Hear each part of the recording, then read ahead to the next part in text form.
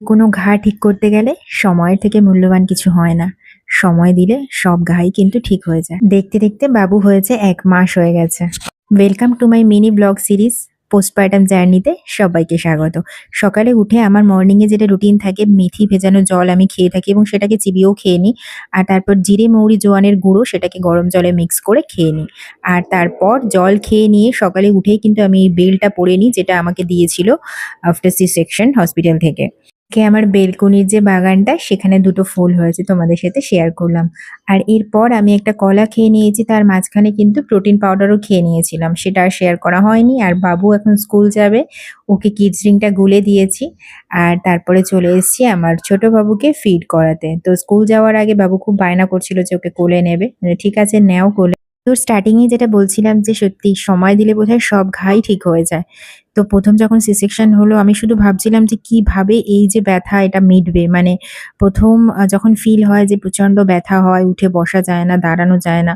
সবটাই মনে হচ্ছিল যে কিভাবে একটা মাস কাটবে। তো দেখতে, দেখতে সত্যি সময় দিয়েছি আস্তে, আস্তে কিন্তু ১ মাস কেটে গেছে। কিন্তু ফিজিক্যালি যে ব্যথাটা ছিল সেটাও অনেকটা মিটে গেছে। আর মেন্টালি যতটা আমি ভেঙে পড়েছিলাম সেই জিনিসটাও অনেকটাই কাটিয়ে উঠেছি।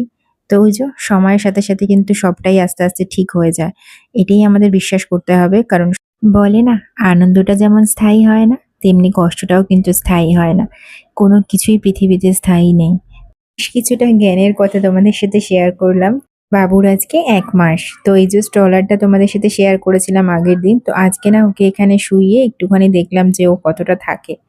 তো যাই হোক ওখানে দোলা দিতে, দিতে ঘুম এসে গেছিল বাবুর। আর আজকে সকালে না খেয়েছিলাম ভাত আর মা বানিয়েছিল একটু আলু দিয়ে, পেঁয়াজ দিয়ে আর তার সাথে মাছের ডিম দিয়ে ভাজা।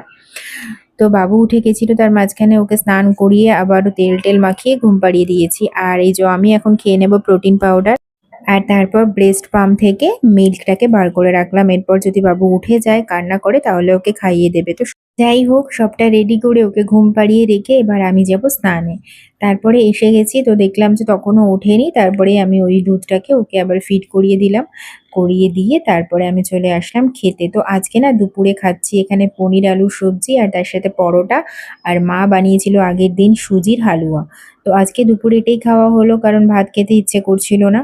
এই পোস্টপার্টাম জার্নিতে কিন্তু খাওয়া-দাওয়াটা বিশেষ ধ্যান রাখা দরকার আমাদের মায়েদের জন্য বলছি। কারণ আমাদেরকে ফিড করাতে হয় আর এই সময় ক্যালসিয়ামের প্রচণ্ড রিকোয়ারমেন্ট বেড়ে যায়। ক্যালসিয়াম, আয়রন দুটোই।